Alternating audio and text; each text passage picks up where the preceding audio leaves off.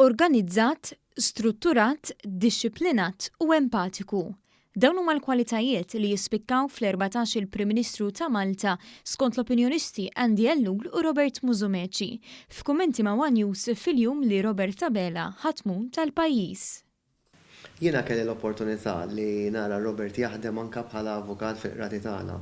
Il-kwalitajiet tiegħu huma li huwa bniedem organizzat, strutturat u dixxiplinat f'dak li jagħmel. U naħseb jien li daw il-kwalitajiet issa ħajrriflettu fix-xogħol tiegħu bħala Prim Ministru ta' Malta. L-aktar kwalità li evidentement qed tispikka f'Dr. Abela hi li huwa bniedem empatiku. Jiena nsertajt naf ftit l-missieru mhux ħażin. U jidher li dik it-trait hija riflessa wkoll f'ibnu il-Prim Ministru l-ġdid. Naħseb dik hija xi ħaġa li tawgura tajjeb fit-tmexxija ta' dan il-partit, dan il-moviment u anke dan il-pajjiż. Andy Ellul tkellem dwar dawk li fl-opinjoni tiegħu għandhom ikunu l-ewwel prijoritajiet ta' Robert Abela.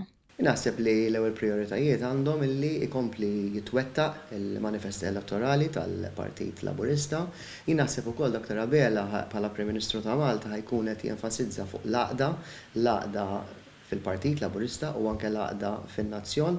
Nemmen ukoll illi kif tkellemu waqt il-kampanja elettorali ħajkun qed isaħħaħ l-affarijiet li għandhom x'jaqsmu mal-sigurtà soċjali, mal-kondizzjonijiet tax-xogħol, kif ukoll oqsma oħra li semma bħal governanza u r-reputazzjoni ta' Malta. Robert Musumeci nota li Robert Abela irid li l-kulħadd jaħdem miegħu, xi ħaġa li ntirtet mill-legat li ħalla warajh l-eks Prim Ministru Joseph Muscat.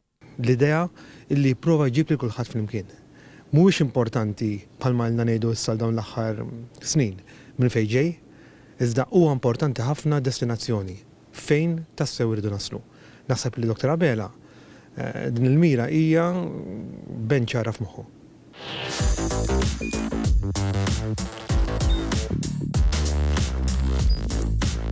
Idħol fuq one.com.mt u hemmhekk tista' tara l-programmi kollha li jxandru fuq One permezz ta' One Play.